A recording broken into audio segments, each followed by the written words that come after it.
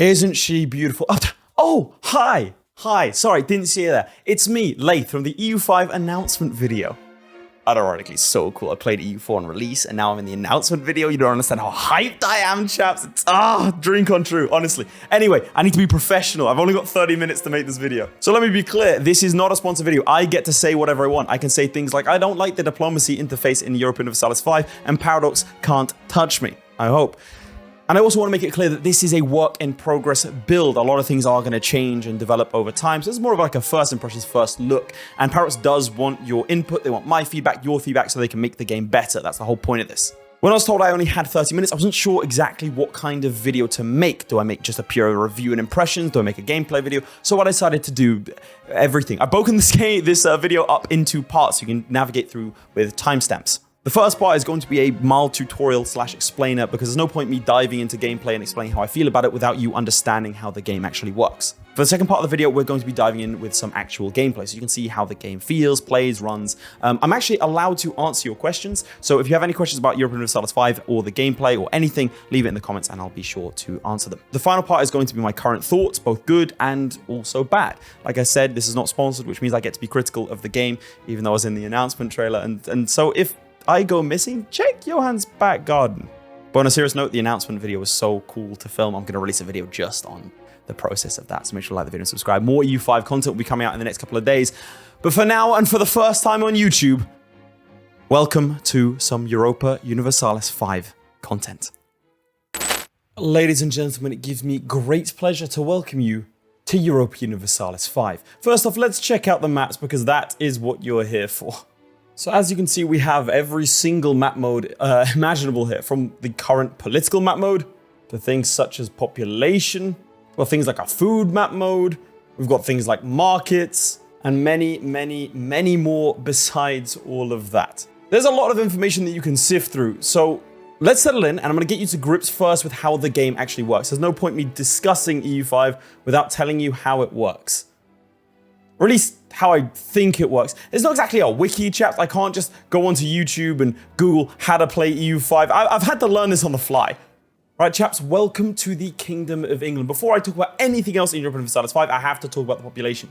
The population is going to be everything. It's your economy, it's your army, it's your technology, it's everything, and it is up here. Your pops are sorted into population groups, so divided into shared interests or traits. So for example, culture or religion or class, as you can see at the bottom. In Europa Universalis 5, each population has its own needs, its own wants, its own desires, its own proclivities, everything. They also contribute to your country in different ways, as well as also consuming a different amount of food. With that in mind, let's have a look at our estates. Our population is sorted into these, and they represent their collective power and satisfaction, as you can see here. We can give them privileges, like some of them already start with, to make them happy, and that'll also give us certain bonuses. It does also give them more power. For example, the nobility here have the ability and the right to build castles. They're going to use their own money to build forts, which is good for us in the same way that the burghers can use their own money to build roads if I give them that privilege. But if the nobility get rowdy, I now have a bunch of noblemen who have their own forts, which I don't need to explain why that is bad. So to revoke this privilege here, it's going to cost me 100 stability. Stability we'll get onto in a second, but that ranges from -100 to 100, so that's a lot of stability. So privileges are both very powerful for us, but also for the estates themselves. The estates should be worked with, but be wary that they have their own agenda that might not always line up with yours. Looking up a little bit, we have here King Edward III. Plantagenet, he's 24 and he's male. This is our ruler. Underneath him, you can see his various stats. They go from 0 to 100, and there's no mana generation here. This is a representation of his skills in each area. You can see as a ruler, these are the different impacts that he has. If I look at him as a general, you can see the different effects his admin, diplo, and military have on that army. The other important numbers you can see are at the top here. We have ourselves our gold, our money. We have our stability, which, like I said, ranges from -100 to 100. Shout out Imperator Rome. We have our population. We have our legitimacy, our prestige, our diplomatic capacity, our war exhaustion, as well as our manpower and our sailors. I know the manpower and the sailors look very, very low. 132 men and a +5 increase monthly doesn't seem like enough for an army, but don't worry, I'll explain it in a bit. For now though, let's go ahead and click on our capital of London. This is a lot of information to process at a glance, so let's break it down. Some of it is very obvious, like the province that it's in or the amount of people that there are, 67,004. The number in the middle here is the amount of control you have. This is our capital, so we have 100%, but if we look somewhere a little bit further afield, let's say York, that number drops off fast. We have only 25% here. As you can see, less control is worse for us. We can also see the maximum amount of control that is possible here. So if we look over here to the control map mode, you can see that control radiates out from your capital. This is decided by factors such as distance, as you can see, to York, but also things like geography. Something over a mountain is going to be much harder to control. But something like roads, something to connect us up, or having friendly troops in the area can make it easier. More control is basically always better because it means, shockingly, we have more control over a location. An area with zero control, we get basically no benefit to having. I've said control too many times, it's lost all meaning. Going back to the capital, we can see things like the prosperity, we can see the climate, and also other modifiers. I'm going to credit you, dear viewer, with some degree of intelligence here, so I don't feel like I need to explain what taxes are or what development is meant to represent. So let's focus on some things that might not be as obvious, such as what wheat is. Every province has its own base resource. In this case, it is wheat. You have 3 out of 7. It is level 3 out of 7. Each location has its own resource, and believe me, there are a lot of different resources. I can't really put off what I'm going to talk about next anymore, because if we're talking about resources, we need to talk about markets, which means I have to click on this market map mode. As you can see, the world is divided into markets. Markets can be both created and destroyed. Click on the London market here. I can show you that goods made or produced in a market are sold on that market and can be traded to other markets. Look, in the interest of time, let me summarize it for you and you'll see me mess with it later in the video. Populations buy from the markets that they belong to. If there's no good that they want or need in the market they have access to, then they can't have it. Populations will also starve if there's not enough food on the market. You can see the food stockpile over here. If I click over here and then onto trading, I can trade between markets. For example, I can import gold from Prague market to London. I can export from London to Bruges, and I make my profit in facilitating that trade and the difference in price. This means it is entirely possible to be a tiny city-state and make money through purely facilitating trade. I know this because Red Hawk and I did just that, making our own markets and then using the money to bully the rest of the HRE. But some of these goods are not just produced, but they are made. If I go back over here to London and I click on burger buildings, you can see here that, for example, there is a brewery that can be made. This takes the base resources and turns them into beer. My profit comes from the sale price minus the cost of production. Now note that different buildings will employ a different class. There are many buildings, not all of them economic in nature. Some of them have more societal benefits, but we'll get into what each of these do in a future video. Despite the fact that a filthy peasant cannot produce beer, especially if they are French, they don't have to stay that way. Population demographics as well as class can be in flux depending on the makeup of your society. Speaking of the makeup of your society, in a brilliant segue, let's have a look at societal values. These are the values that will set up your nation, or at least the identity of your nation. This is a binary scale that shifts over time. Let's have a look at centralization versus decentralization. We are 0.28 the way towards decentralization. We can also see the pressures pushing me in this direction. If I were to be fully centralized, these are the benefits that I would get. Combine that with a dozen different competing values from quantity to quality, conciliatory to belligerent, and you'll start to see how the fabric of your nation starts to form. But if you wanted to artificially push your nation in a direction, you'd use a cabinet member. And thanks to another seamless segue, I can now talk about cabinet members. If I go over here to the government tab and click on cabinet, you can see I have 2 slots. I can appoint a cabinet member, so I can select from any of these, and they all have differing skills and abilities. So each cabinet member can do a different thing. For example, increasing control, they could promote culture, they could expel, oh, good heavens. Playing as Tunis, I'm going to declare war on Tlemcen. So I'm going to do that. Now you might think, Laith, you have 0 manpower, how does that work? Well, I cleverly set this up from the start, so let me elaborate. The year is 1337, and the concept of a professional army is alien to most nations.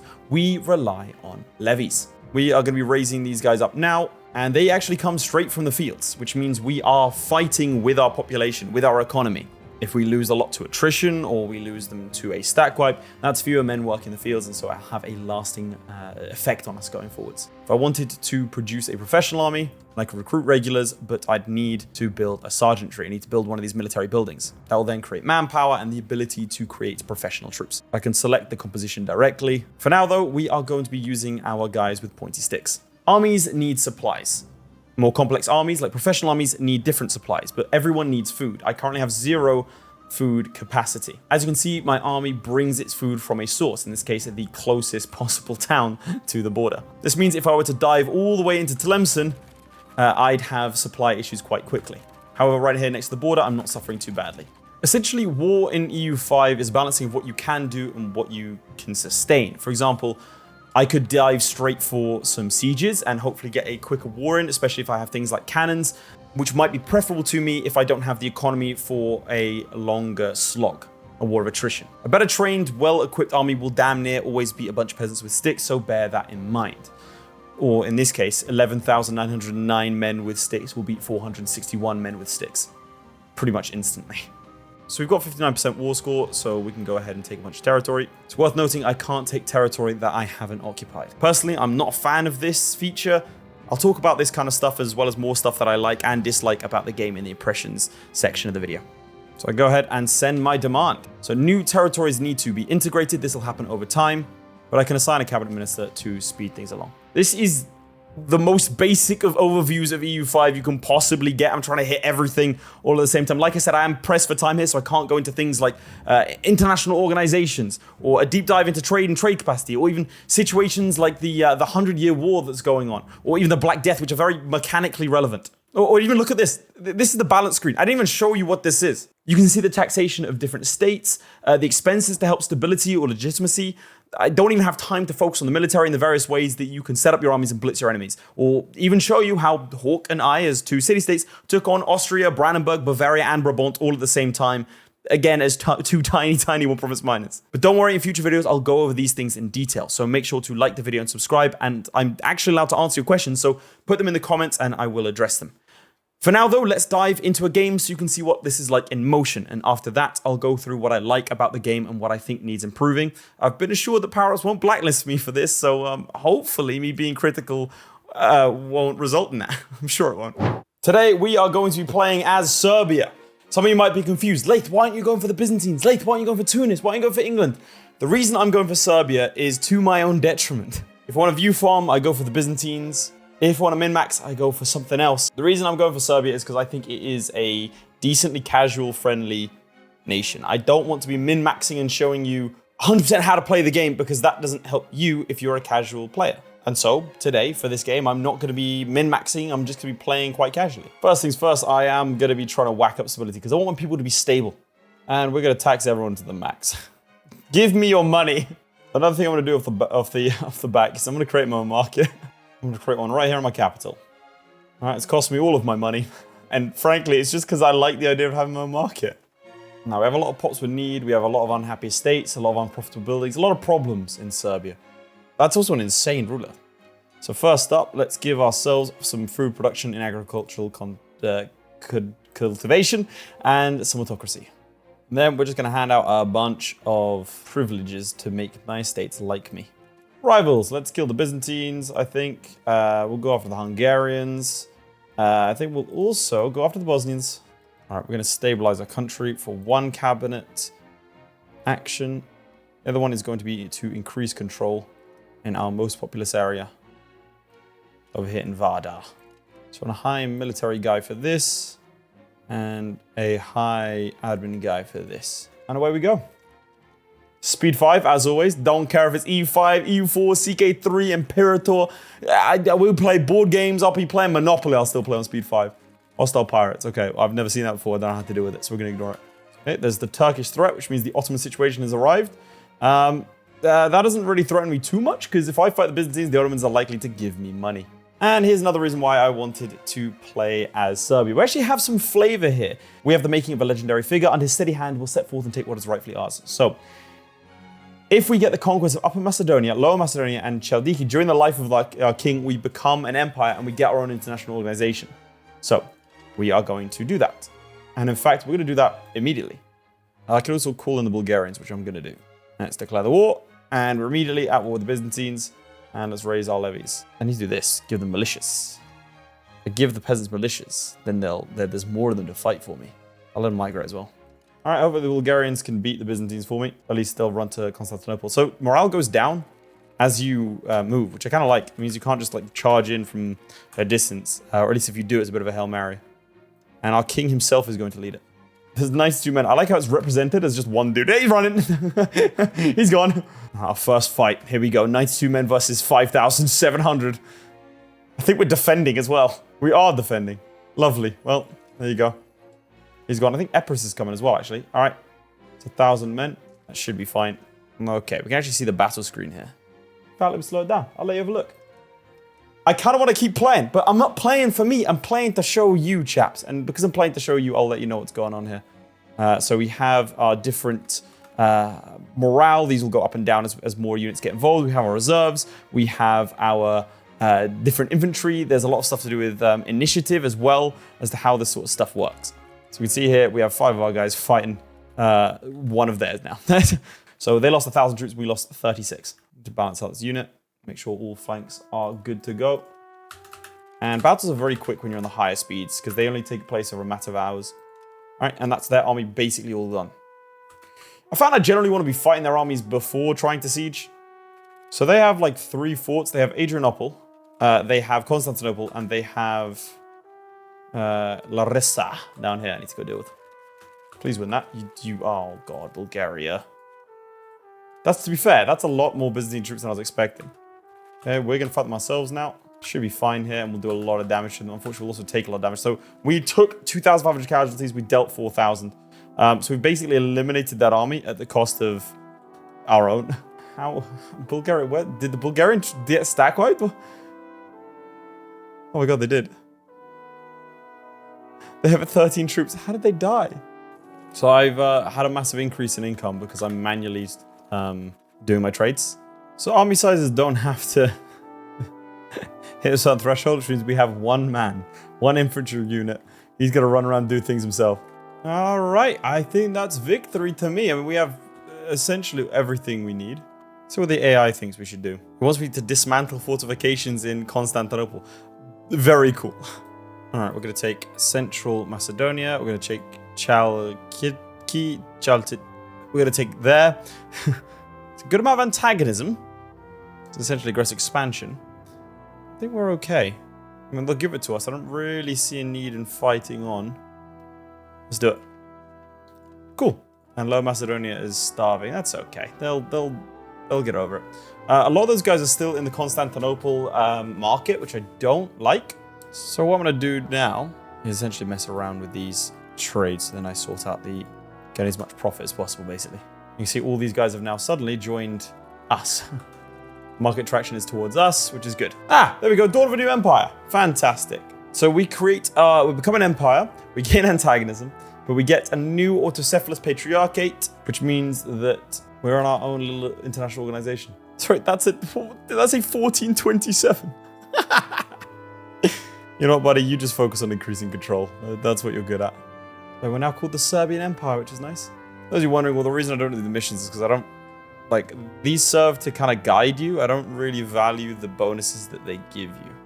Because of winter, a lot of our expansions of our RGOs have stalled. Otherwise, we're just getting some base resources going, and then some tailors guilds and that sort of stuff, just to address some of the deficits that our population has. Try and keep them happy a little bit.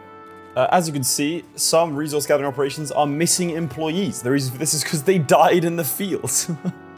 A bad battle could really go a long way to damaging your economy. And you can see right now, I could potentially go to war, but I really don't want to. Not just because of aggressive expansion. That's not the thing slowing me down. But I kind of need to integrate these provinces. I need to bounce back and sort out my economy. I need to sort out my trades. There's a lot I need to do before I feel comfortable enough to take the same risk that we did against the Byzantines. Hey, over here you can see what they're trying to do. They're aiming to build a local assembly in Smederov. You can also see which countries they like and dislike. So if we're friends with the Bulgarians, then our peasants are going to like us. Like I said in the tutorial aspect of this video, all of the estates have their own kind of vibes. I just appointed him to the cabinet and he immediately died. He was killed by a wild animal, presumably on the way. I'm going to build a marketplace over here and over here and over here. The reason I'm building a marketplace is that gives us more trade capacity. More trade capacity gives us more money to be made off of trades. Or at least the ability to get more trades. Serbian cultural influence versus Greek cultural tradition. There are also like culture wars, which is a scary thing to say on the internet, but yeah, culture wars exist in this game. Well, if it isn't the Black Death. Oh boy. So we're actually going to immediately isolate our country, and we're going to procure remedies. Well, here we go. Black Death is spreading. It's arrived inside our country. I'm not sure where. It's right next to us in Albania. Is that a safe place?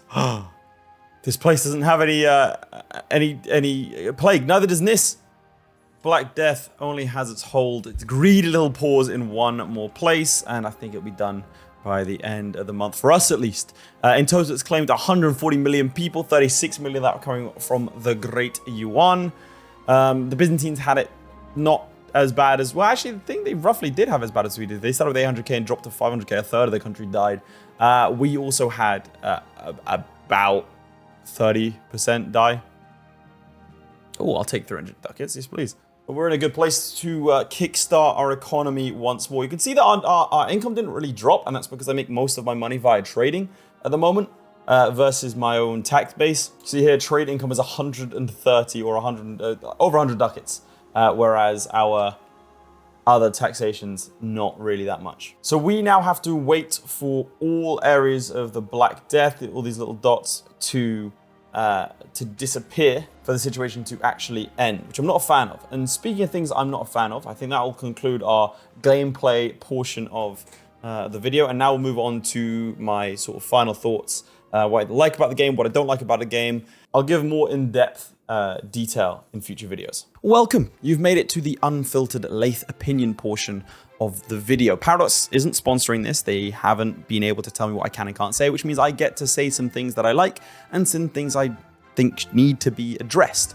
Let's start with the positives, because I like being positive. The first thing is it feels like an overhaul, something completely fresh.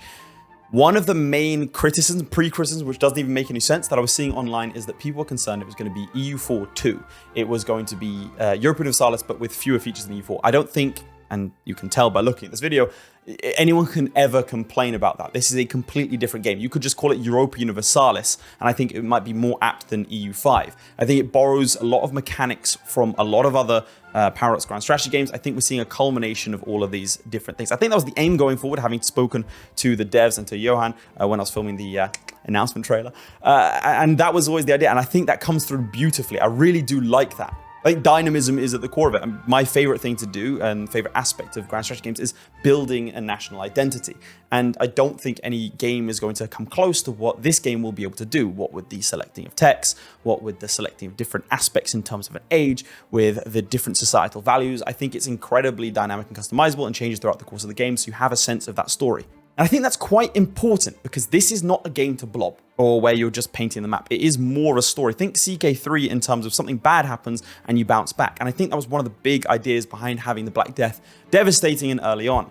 It teaches the player that you can have something horrible happen, a third of your population gone, and you can bounce back, and to not just quit the game if you lose a battle or if you lose a war or something bad happens. I think they are trying to encourage this idea of resilience towards issues and make it more of a realistic overview, because if you play EU4, for example, your trajectory is like that. You barely even lose a battle. You just go straight up, and it's a slow build. And I think facing adversity is something that players are going to need to learn, and I think it's a lot more fun because of it. However, I'm not going to tell you how to enjoy your video games. If you don't like facing adversity, then you might not find what you're looking for here. But my main concern is that the gameplay is slow. The footage you're seeing behind me is some footage that I recorded as England in the 100 Years' War, just sort of feeling it out, playing it for the first time, and so I'd have footage to go over this portion of the video. And it took me about an hour to win the war against France. I did 3 years in the game.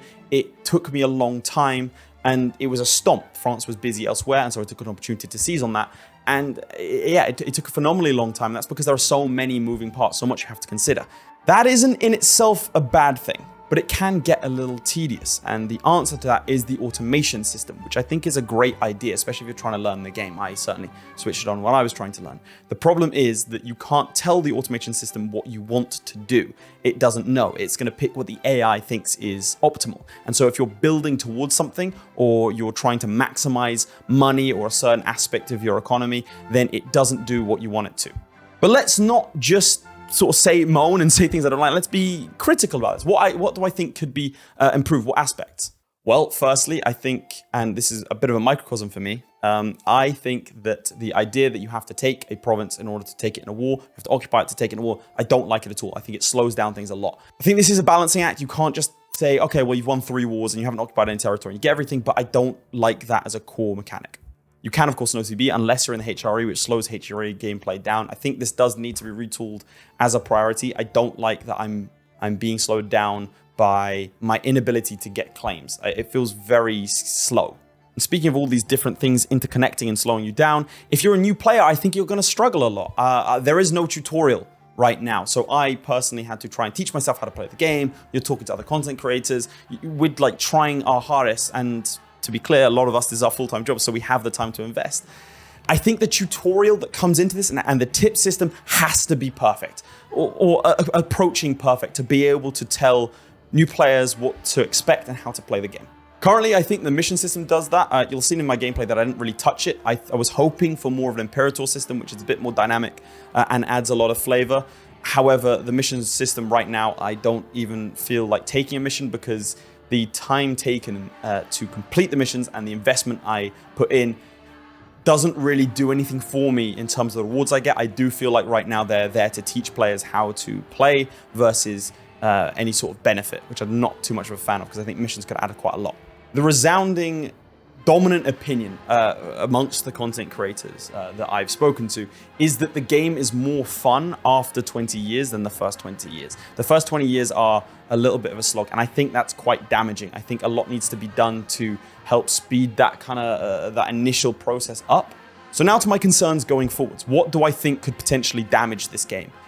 Right now, imagine you have your room, the room you're sitting in right now. Let's say I, for whatever reason, decide to walk in and I have 5 minutes to mess up the place as badly as possible. I'm spilling your drinks, I'm flipping your furniture, I've trashed the place completely. When you go in and I tell you to clean the room, you're going to focus on the big stuff first. So you're going to flip your table back over, you're going to put your PC back on the stand. The first 10 minutes that you spend cleaning have the most impact because you're doing the big stuff. And the more time you spend cleaning, the more you start getting down to nitty gritty. It takes you a lot longer to achieve the same kind of result, hoovering the room, that sort of thing. The reason I bring this up as an analogy is because when it comes to the game in its current state, the big stuff is done. The game is playable, I can enjoy myself, but we're now at the point where there's 101 tiny little things, a button that doesn't do anything, things like the Black Death not disappearing when it leaves your country, you have to wait for everyone to disappear. There are a load of tiny things that can be overlooked. I think there's also a lot of tweaking that needs to go on. In the Serbia gameplay, you'd have seen that I was making about 100 ducats from just trade and then about 10 from taxation. It feels very heavily skewed in favor of trading and markets versus tax bases, which I don't think was going to be the norm in terms of 1337 nations beyond merchant republics. So in conclusion, what do I think of Europa Universalis 5? I think we're onto something. I think this game could be really, really good. I think we're on the brink of teetering towards greatness or something untoward. If all the bugs get fixed, if the performance is good, if the flavor is added, and the systems intertwine like they're meant to, I think we have something really amazing. If that mark has fallen short from, the game is so big and so complicated that I think it's going to struggle. But I am optimistic. Like I said, I've met the team. But I am optimistic. I've met the team. This is a labor of love. They know what they're doing. And so I'm trusting and I'm fairly certain that they will be able to deliver. Now, Paradox have given me and other content creators access. Why have they done this? This isn't a marketing campaign in terms of us being paid. So why are we getting this access? And I'll explain it to you. This is not Paradox's point of view. This is mine. They want your opinion. They want you at home to see these videos and they want to see what's the dominant opinion is, what should be changed, what should be picked up on. My access to Europa Universalis 5 is going to be revoked alongside all the other content creators. That doesn't mean we're not allowed to talk about it. So make sure to like the video and subscribe. If you want to see more Europa Universalis 5 based content, I can use my footage that I've taken to create more videos and explain mechanics more in detail. And I'd love to hear your opinions and your questions, and I'll answer them as best as I can. I've tried to go through this entire thing with the mindset of someone who is picking up the game for the first time or is more of a casual player, because I think that min-maxers are going to love this game. My only concern is it an enjoyable experience for the average grand strategy gamer? So far, kind of. With some polish, absolutely.